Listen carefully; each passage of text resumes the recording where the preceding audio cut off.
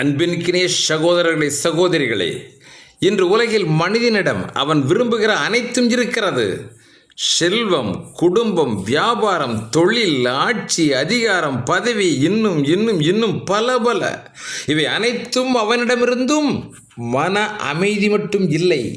மன அமைதியை பெறுவதற்காக அவனிடம் உள்ள செல்வத்தை முழுவதுமாக செலவழித்தும் அடைய முடியாமல் தவித்துக் கொண்டிருக்கிறான். அமைதி எங்கு கிடைக்கும் என்று ஏங்குவோருக்கு இந்த காணொளி சிலவற்றை அறிவுறுத்துகிறது. கொஞ்சம் கூர்மையாக கவனியுங்கள். மனித குலத்திற்கு 2 கடமைகளை இறைவன் விதித்திருக்கிறான். 2 கடமைகள். ஒன்று இறைவனுக்கு செய்ய வேண்டிய ஆன்மீக கடமைகள். 2வது மனிதர்களுக்குள் மனிதராக இருந்து செய்ய வேண்டிய பிறவி பெரும்பயன் கடமைகள். அதாவது பெற்றோர், பிள்ளைகள், கணவன், மனைவி, உற்றார், உறவினர்கள், ஏன் உடன் வாழுகிற அனைத்து சக மனிதர்களுக்கும் ஒவ்வொருவரும் செய்ய வேண்டிய கடமை இருக்கிறது. நட்போடு பழக வேண்டும், நயம்பட உதவ வேண்டும். இவ்விரு கடமைகளையும் சரியாக நிறைவேற்றுகிற பொழுதுதான் இவ்வுலகில் அமைதியான வாழ்க்கை வாழ்வோம். இறப்பிற்கு பிறகு உள்ள மறுமை வாழ்க்கையிலே சொர்க்கம் நிச்சயம். இக்கடமைகளை உதாசீனம் செய்து வயிறு நிறைய குடிப்பது, உடல் வளர்ப்பது, லௌகீக இன்பங்களிலே மூழ்கி கிடப்பவர்கள் மறுமையிலே நரகத்தில் வீசப்படுவார்கள். இஸ்லாம் குர்ஆனினுடைய வார்த்தைகள். எவர் ஓர் அணுவளவு நன்மையை செய்தாலும் அதன் பலனை இறைவன் கண்டுகொள்ளுவார். இன்னும் எவர் ஒருவர் அணுவளவான தீமையே செய்தாலும் அதன் பலனையும் இறைவன் கண்டுகொள்ளுவார். நன்மைக்கும் தீமைக்கும் உரிய பலன்களிலிருந்து எவரும் தப்பிவிட முடியாது என்று குர்ஆன் கூறுகின்றது. உயிரினுமினிய தாய்மார்களை, பெரியோர்களை, இளைய நெஞ்சங்களை, நாம் வாழுகின்றவரை நம்மை யாரும் வெறுக்கக்கூடாது. வாழ்ந்து முடித்த பின்பு நம்மை யாரும் மறக்கக்கூடாது. அதுதான் வாழ்ந்த வாழ்க்கையினுடைய வெற்றி. தோன்றின் புகழோடு தோன்றுகை என்றார் வள்ளுவர்.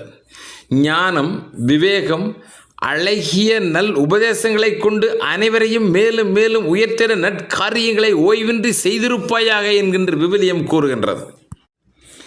யார் அனைத்து மக்களுக்கும் நன்மைகளை செய்து தீமைகளிலே இருந்து விலகி வாழ்கின்றார்களோ அவர்கள் மறுமை வாழ்வில் சொர்க்கத்தை அடைவது நிச்சயம். மண்ணில் உள்ள மனிதர்களை நேசித்தால் விண்ணில் உள்ள இறைவன் உங்களை பல மடங்கு நேசிப்பான் என்கிறது நபிகள் மொழி. வாழ்விலே தூய அறநெறிகளை போதித்த திருவள்ளுவர் அகிம்சையை ஆராதித்து ஆண்டவனின் பொற்பாதங்களிலே தன்னை ஒப்புவித்து பாவங்களை கழுவி சொர்க்கத்திலே பயணம் கொள்ள அறிவுறுத்திய இயேசுபிரான் நேர்மையான குண நலன்களோடு மேலும் மேலும் உயர்ந்திட சிறந்த காரியங்களை செய்து உலகிற்கு நிலைத்து நிற்கக்கூடிய சாதனை செய்வாயாக என்று அறிவுறுத்திய நபிகள் நாயகம். இந்த முப்பெரும் தத்துவ ஞானிகளுடைய வழி அறிந்ததுதான். ஒன்றே குலம் ஒருவனே தேவன் என்கின்ற ஒற்றை வார்த்தைதான். நன்றே செய்க, இந்த நானிலம் போற்றிடவே. இவை பற்றி ஒரு சிறு விளக்கம்தான் இந்த காணொளி. வழக்கம் போல் இந்த பகுதிகளை எல்லாம் முழுமையாக கேட்டிட சில நிமிடங்களை ஒதுக்க வேண்டும் என்று உங்களை அன்போடு வேண்டுகிறேன். யார் ஒருவர் இயேசுவினுடைய காவியத்தை படித்தாலே இயேசுபிரான் அருளிய மலைப்பிரசங்கம்தான் ஒவ்வொரு மனிதனுடைய நெஞ்சிலே பசுமர தாணி போல அறையப்பட வேண்டிய செய்திகள். அவற்றை பற்றிய சிறு விளக்கங்களை உங்கள் முன்னாடி வைக்கின்றோம். அன்று ஒரு நாள் சீடர்கள் எல்லாம் அறிவுரை கூற எண்ணிய இயேசு குன்றின் மேல் நின்று சிந்திய முத்தான கருத்துக்கள் மக்கள் ஜீவனை காக்கின்ற ஜீவித அமிர்தமாகும். மலைப்பிரசங்கத்திலே முதலாவதாக அவர் கூறுகிறார், எளிய மனதோர் பெரும் பேறு பெற்றோர் என்றார். எளிமை என்பது என்ன? ஆசைகளை ஒழித்து பற்றினை துறந்து இறைவன் மீது பெரும் நம்பிக்கை கொள்ளல் என்பதுதான் அவனுடைய உள்ளார்ந்த அர்த்தம். ஆண்டவன் அருள்வழி நடப்பவர்களை பிறவி பெருங்கடல் நீந்துவார் என்கிறார் வள்ளுவர். இறைவனை நினைவு கூர்ந்து கொண்டுதான் இதயங்கள் அமைதி பெற முடியும் என்கிறார் திருக்குர்ஆன். வளமிகு செல்வம், வான்பெரும் சொத்துக்கள், அன்றாட வரவின் மேல் அளவற்ற மையல் கொள்ளாது, வஞ்சமில்லாத நெஞ்சத்துடனே பிறர் வழி சொல்லாது, பிறர் மீது பழி சொல்லாது, வேதம் வகுத்தளித்த வழி நின்று வாழ்வருக்கே விண் அரசெல்லாம் உரியுடையதாகும் என்கிறார் இயேசு. இயேசு யுதேயா என்கின்ற இடம் வந்தார். அங்கு ஒருவன் ஓடி வந்து முன்னால் முழங்காலிட்டு வணங்கி, போதகரே, நான் நித்திய வாழ்வில் சொர்க்கம் பெற என்ன செய்ய வேண்டும் என்று கேட்டார். அதற்கு இயேசு, தேவன் ஒருவரே நல்லவர், அவர் அணைய விரும்புவோர் பரிசுத்தனாக இருக்க வேண்டும், எந்நாளும் வாழ்வில் பொய் பேசாதே, பிச்சை எடுக்காதே, பிறன் பொருளை திருடாதே. அவர் அழுத்தமாக சொல்வது என்ன தெரியுமா? பொய் பேசாதே, பிச்சை எடுக்காதே, பிறன் பொருளை திருடாதே, மாற்றான் மனைவியை மகளென பார். எந்நாளும் கொலை எண்ணம் கூடவே கூடாது. தாய் தந்தையரை கண்களின் இமையென காப்பாயாக என்றார். இதோ கடைசியாக நான் சொல்லுவது இதுதான். நீர் சேர்த்து வைத்த செல்வங்கள் அனைத்தையும் ஏழைகளுக்கு தானம் செய்வாயாக.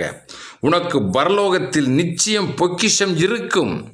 உன்னுடைய செல்வம் அனைத்து மக்களின் ஏழைகளின் கரங்களுக்கு செல்லுமே என்று சொன்னால், அத்தனைக்கு மாற்றாக இறைவன் உனக்கங்கே அதைவிட பெரும் செல்வத்தை தயார் செய்து வைத்திருப்பார். இவற்றையெல்லாம் விட்டுவிட்டு, உன் செல்வங்களையெல்லாம் விட்டுவிட்டு என் பின்னால் வருவாயா என்று கேட்டார்.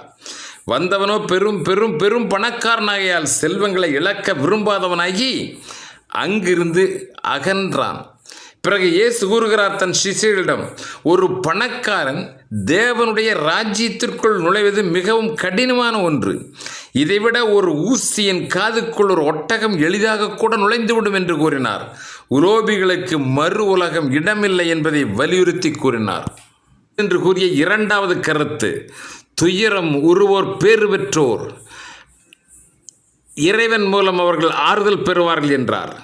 பேதமில்லாத எருசலேமில் இருந்து ஒரு மனிதன் தீதில்லாத எரிக்கோ நோக்கி சென்றான். செல்லும் வழியில் பாதகர்கள், கள்வர்கள் கையிலே அவன் அகப்பட்டு விட்டான். கொடியோரவனை குத்தி குற்றுயிராக்கிவிட்டு உடைமைகளை எல்லாம் அபகரித்து கொண்டு நொடியினிலே ஓடிப்போனார்கள். குருதி கொட்டுகிற துயரில் தலை சாய்ந்து கிடக்கிறான். பாவம். அவ்வழி வந்தவர்களெல்லாம் தம் வழியே மிக முக்கியம் என்று பாரா முகமாக சென்று விட்டார்கள். இறைவனுக்கே சேவகம்தான் செய்கின்றவரும் கூட அந்த குருக்கள் செருக்கோடு பாராமுகமாய் சென்றார்கள். பாதையிலே சென்ற அரசு பணியாளனும் அப்பேதைக்கு ஓர் உதவிட வேண்டும் என்று மனம் இறங்கினாரில்லை. பின்னர் தீண்டாத இனம் என்று செப்புகின்ற சமாரியன் என்று சொல்லப்படுகிற தாழ்ந்த ஜாதியைச் சேர்ந்த ஒருவன் வதைப்பட்டவனுக்கு எண்ணெய் கொடுக்கிறான். திராட்சை சாரும் அருந்த கொடுத்துவிட்டு மருந்துகளெல்லாம் இட்டு காயத்தை கட்டுகிறான். பக்கத்தில் உள்ள சாவடியிலே சேர்த்து இரவெல்லாம் துணையாய் நைந்து காலை நேரம் சாவடி காவல்காரனை அழைத்து கொஞ்சம் பணத்தையும் கொடுத்து இந்த பாவப்பட்டவனை காப்பாற்றி என்று சொன்னார். அடைக்கலம் படைத்து சென்ற அவன் எவ்வளவு மகத்தான சாதனைக்காரன் பாருங்கள். கள்வரால் அடிபட்டு துயருற்றவன் வழிப்போக்கன் வடிவிலே வந்த இறையரில் கொண்டவரால் பேறு பெற்றான். இதைத்தான் நபிகள் நாயகமும் மிகவும் அற்புதமாக எடுத்து வைக்கிறார். மண்ணில் உள்ள மனிதர்களை நேசித்தால் விண்ணில் உள்ள இறைவன் உங்களை 10 மடங்கு அதிகமாக நேசிப்பான். மண்ணில் உள்ள ஏழை எளியோருக்கு உன் செல்வங்களை தானம் செய்து கண்ணீரை துடைப்பீரேயானால் விண்ணில் உள்ள இறைவன் உங்களுக்காக பெரும் பொக்கிஷம் ஒன்றை தயார் செய்து தந்திருப்பான் என்று சொல்லுகிறார். அன்பார்ந்த பெரியோர்களே, அருமை தாய்மார்களே, இதோ இன்னும் சில இயேசுவின் மலைப்பிரசங்கங்கள் இருக்கிறது. அவற்றையும் கட்டாயம் இந்த காணொலியின் மூலம் காண வேண்டும் என கேட்டுக்கொள்கிறோம்.